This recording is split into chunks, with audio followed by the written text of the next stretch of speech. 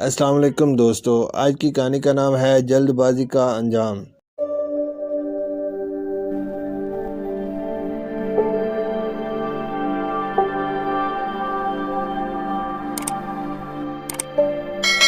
ایک دفعہ کا ذکر ہے کہ کسی گاؤں میں ایک چودھری رہتا تھا۔ اس کے ساتھ حویلی میں ایک ملازم خاص میراثی بھی رہائش پذیر تھا۔ مالک اور نوکر ایک ایسی سست الوجود قوم سے تعلق رکھتے تھے جو ٹھہرے ہوئے پرسکون مزاج کے مالک تھے اور آج کا کام کل پر چھوڑنے کی عادت تھی۔ ایک دن چودھری پکوڑے کھانے کے بعد اخبار سے بنے لفافے کے مطالعہ میں مصروف تھا کہ اس نے خبر پڑھی کہ محکمہ زراعت نے جدید پیوند کاری کے ذریعے گندم کا ایسا بیج ایجاد کیا ہے جو دگنی فصل دیتا ہے۔ چودھری نے ملازمین کو اکٹھا کر کے نئے بیج کے متعلق صلاح مشورہ شروع کیا۔ صلاح مشورے کے مختلف نشستیں جاری رہیں اور آخر ایک سال بعد گندم کا بیج مذکورہ ہونے کا فیصلہ ہو گیا۔ فصل بونے کا موسم آیا تو چودھری نے ملازم خاص کو بیج لانے کے لیے شہر بھیجا۔ میراثی لاری پر طویل سفر طے کر کے شہر پہنچا تو تھکاوٹ سے چور تھا۔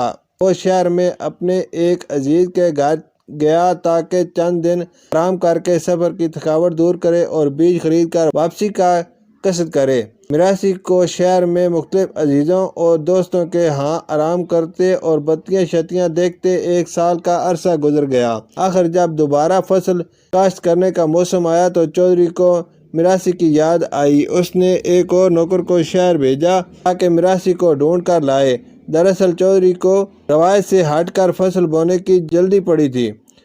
نوکر نے بڑی مشکل سے میراثی کو شہر میں تلاش کیا اور چودھری کا پیغام پہنچایا۔ میراثی جب بیج کی بوری گھر پر اٹھائے گاؤں پہنچا تو بارش کے باعث ہر طرف کیچڑ ہی کیچڑ تھا۔ وہ حویلی کے گیٹ سے داخل ہوا تو اس کا پاؤں پھسلا اور وہ دھڑام سے بوری سمیت گر گیا۔ بوری پھٹ گئی اور سارا بیج کیچڑ میں بکھر گیا۔ چودھری نے آگے بڑھ کر میراثی کو اٹھانا چاہا تو وہ کیچڑ میں لیٹے لیٹے ہاتھ کھڑا کر کے بولا، بس رہنے دیں چودھری صاحب، آپ کی جلد بازیوں نے ہمیں مار ڈالا۔ چودھری پر کڑوں پانی پڑ گیا اور اسے اپنی غیر حکیمانہ عجلت پر سخت ندامت ہوئی۔ جلد بازی شیطان کا کام ہے۔ شکریہ۔